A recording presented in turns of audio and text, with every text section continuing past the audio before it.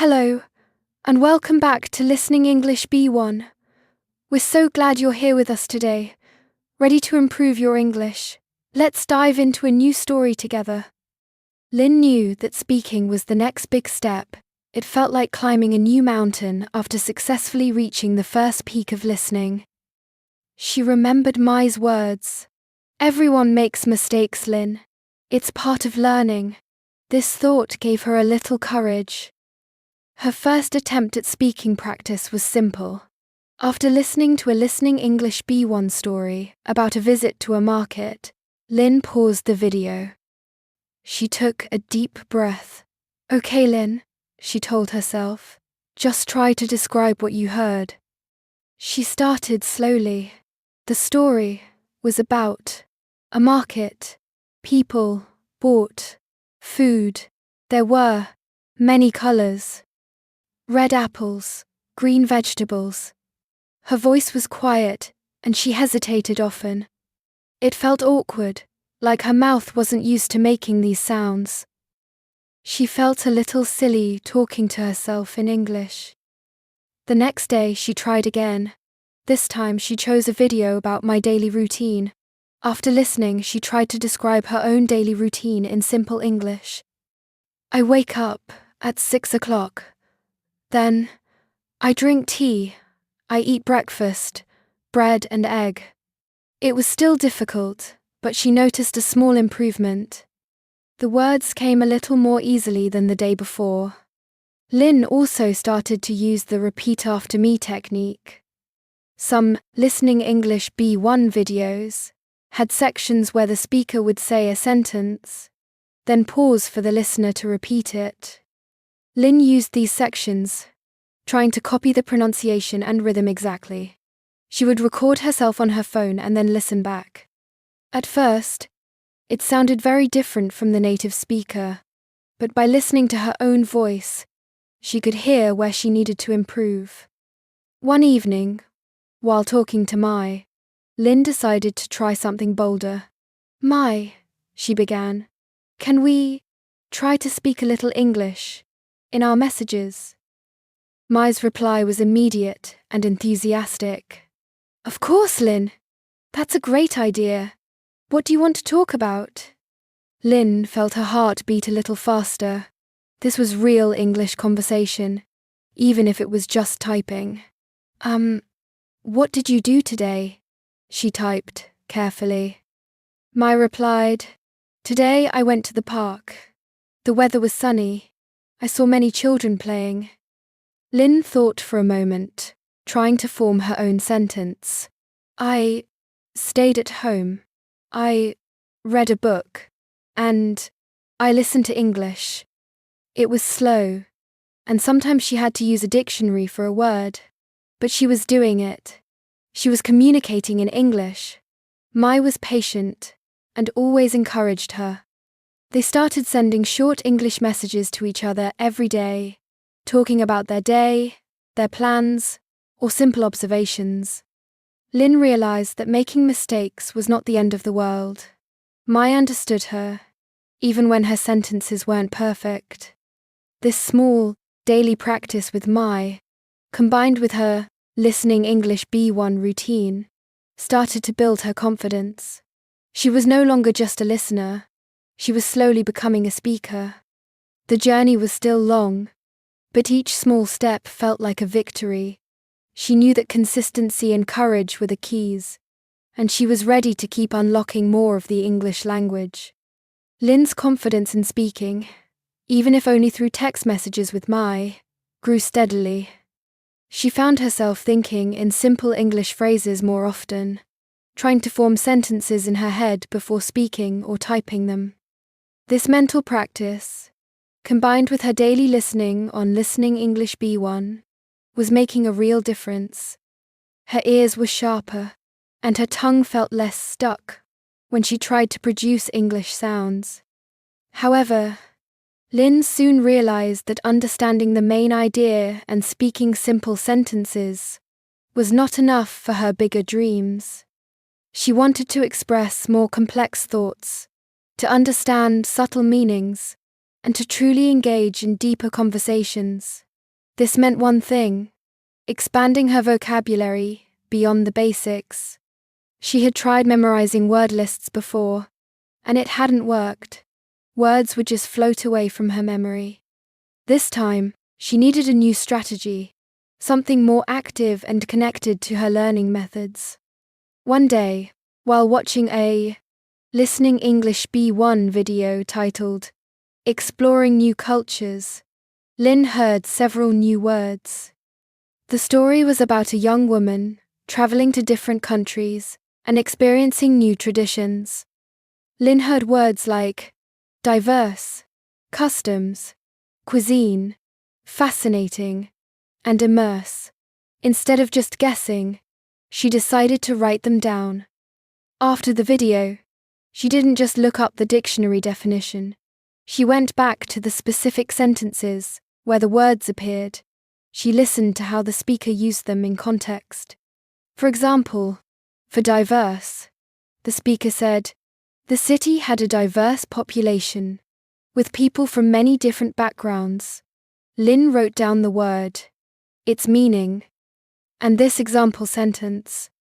Then, she tried to create her own sentences using the new words. For diverse, she thought, my class has diverse opinions on the new project. For customs, she wrote, in Vietnam, it's a custom to take off your shoes before entering a house. This active creation helped her connect the new words to her own life and experiences, making them more memorable. She also started using a small notebook, her English word journal. Every day, she would add 3 to 5 new words from the Listening English B1 videos. Next to each word, she wrote the word itself, its meaning in simple English, or a short Vietnamese translation if necessary, the sentence from the video where she heard it, her own example sentence, a small drawing or symbol to help her remember the word visually. For cuisine, she drew a small bowl of pho. For fascinating, she drew a surprised face. This method was much more effective than simple memorization. By seeing, hearing, writing, and using the words, they started to stick.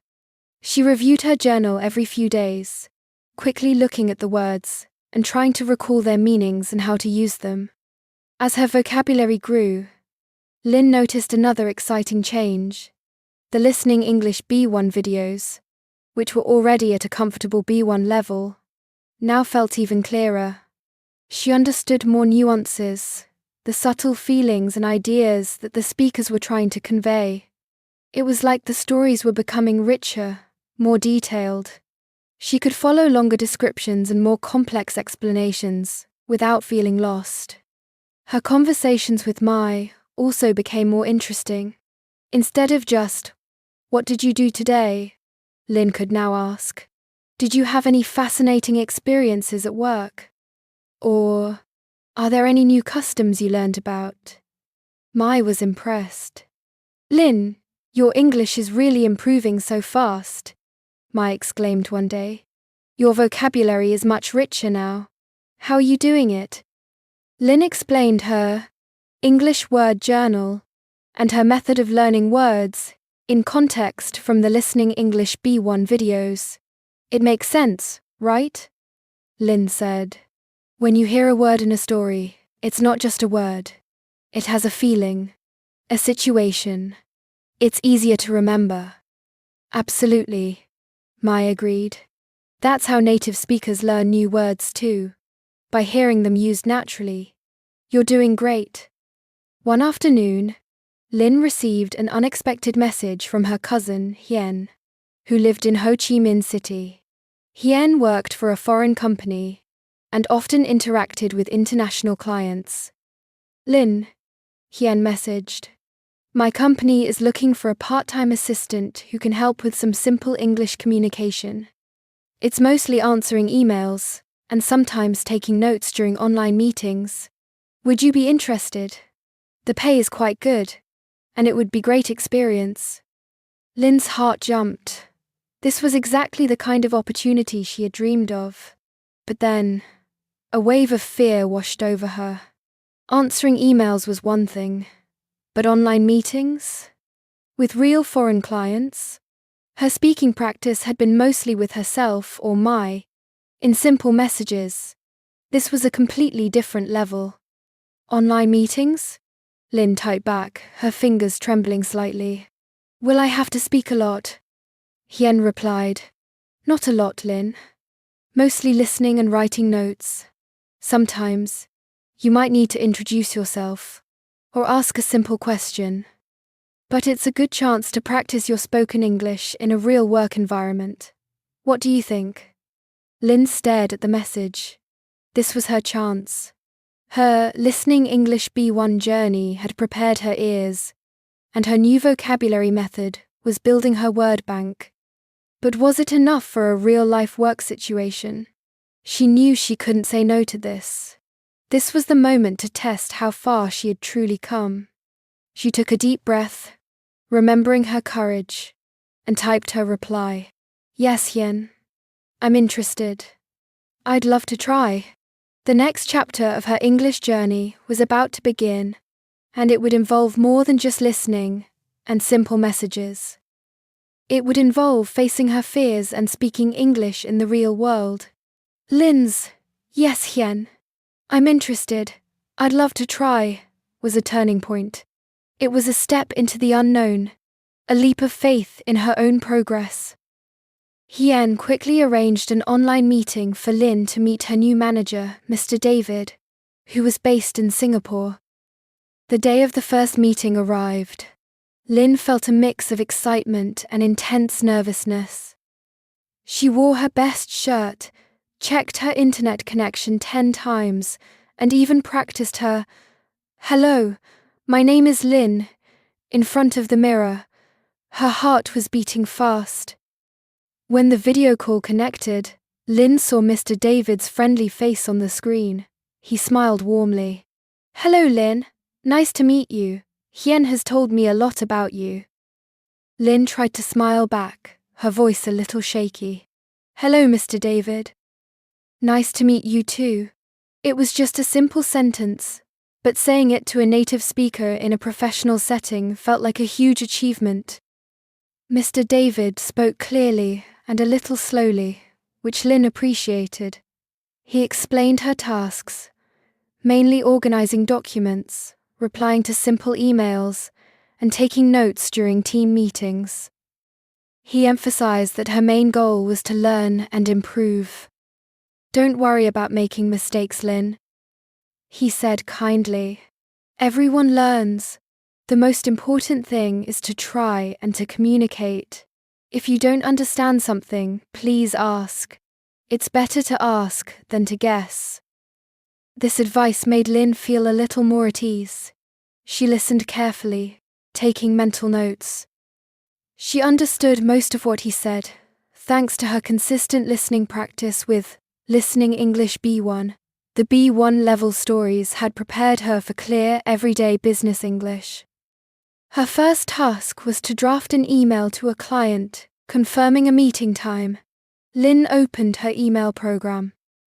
She used her English word journal for reference, recalling phrases she had learned for formal communication.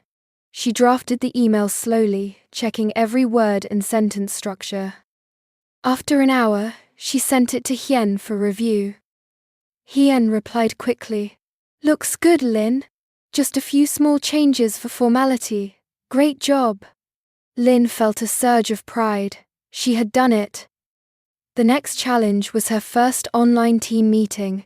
There were 5 people on the call, including Mr. David, Hien, and 2 other colleagues from different countries. Everyone spoke English, and sometimes they spoke quite fast. Lynn focused intensely on listening. She used techniques she learned from Listening English B1, focusing on keywords, trying to understand the main points, and not getting stuck on every single word. She kept her notebook ready, jotting down important names, dates, and decisions. At one point, Mr. David asked, "Lynn, do you have any questions about the project timeline?" Lynn's mind went blank for a second. This was her moment to speak. She took a breath. No, Mr. David. I understand. Thank you. Her voice was still quiet, but she had answered. It wasn't perfect, but it was a start. After the meeting, Hien called her. How was it, Lin? Did you understand everything? Most of it, Hien, Lin admitted. Sometimes they spoke very fast, but I tried to get the main idea, and I took notes. That's excellent, Lin, Hien said. That's exactly what you should do. It takes time to get used to different accents and speeds. Keep listening to your Listening English B1 videos, and you'll get even better. And don't be afraid to speak up, even if it's just to say, could you please repeat that? Or, could you speak a little slower? Lin realized that the workplace was a new kind of Listening English B1 for her. It was real life, faster and more challenging, but the foundational skills she had built were helping her navigate it. Every email she wrote, every meeting she attended, every small sentence she spoke was a new lesson. She was no longer just learning English from a screen, she was living it. The fear was still there, but it was slowly being replaced by a growing sense of capability and excitement for what she could achieve. Weeks turned into months, and Lin's role as a part-time assistant at Hien's company became a central part of her English learning journey. Each day brought new challenges and new opportunities to practice. She was no longer just a student. She was an active user of the language. Her email writing skills improved quickly. She learned to use more professional phrases and to structure her messages clearly. When she wasn't sure about a word or a phrase, she would first try to find examples in previous company emails, or even search for similar sentences online. This proactive approach helped her to learn practical, real-world English. She also continued to consult her English word journal, adding new business-related vocabulary like deadline, agenda, feedback, and follow-up. The online meetings, however, remained her biggest hurdle. While her listening comprehension had greatly improved, the speed and variety of accents still sometimes made it difficult to catch every detail. She found herself often replaying parts of the meeting recordings, if available, or asking Hien for clarification afterwards. One day, during a particularly fast-paced meeting with a client from the UK, Lin struggled to keep up. The client used several idioms and spoke very quickly. Lin managed to get the main points, but she felt frustrated that she couldn't understand every joke or every subtle comment. After the meeting, she felt a little discouraged. Hien noticed her mood. Lin, you did well in that meeting. Don't worry about missing a few things. That client has a very strong accent and speaks very fast, even for me sometimes. But I want to understand everything, Hien, Lin said, sighing. It's different from the Listening English B1 videos. They speak so clearly. Hien smiled. That's true. Listening English B1 is excellent for building your foundation, for getting used to clear, standard English. But real life is more complex. This is where you need to take your listening to the next level. Have you tried listening to other things, like podcasts or short news reports? Lin hadn't really thought about it. Her focus had been so much on the B1 channel. No, not really. I thought it would be too difficult. It might be at first, Hien agreed. But you can start small. Find podcasts or news channels that talk about topics you're interested in. Maybe something about technology or travel or even simple daily news. Don't try to understand every word immediately. Just try to get the general idea, like you do with Listening English B1, but with more challenging material. Lin decided to follow Hien's advice. She started by searching for simple English news podcasts and English podcasts for learners. She found a few that were designed for intermediate learners, featuring slightly faster speech and a wider range of vocabulary than her usual Listening English B1 videos. At first, it was indeed challenging. She would listen for 10 to 15 minutes and sometimes feel lost. But she remembered Mr. David's advice. Don't worry about making mistakes. The most important thing is to try. She didn't give up. She would listen to the same short news report 2 or 3 times. The first time, she focused on the main topic. The second time, she tried to catch more details. The third time, she might even try to write down a few key phrases she heard. She also started watching short English videos on YouTube, not just Listening English B1. She looked for videos on topics she enjoyed, like cooking or gardening, with English subtitles. This allowed her to read along when the spoken English was too fast, helping her connect the sounds with the written words. Slowly, her ears began to adapt to the faster pace and different accents.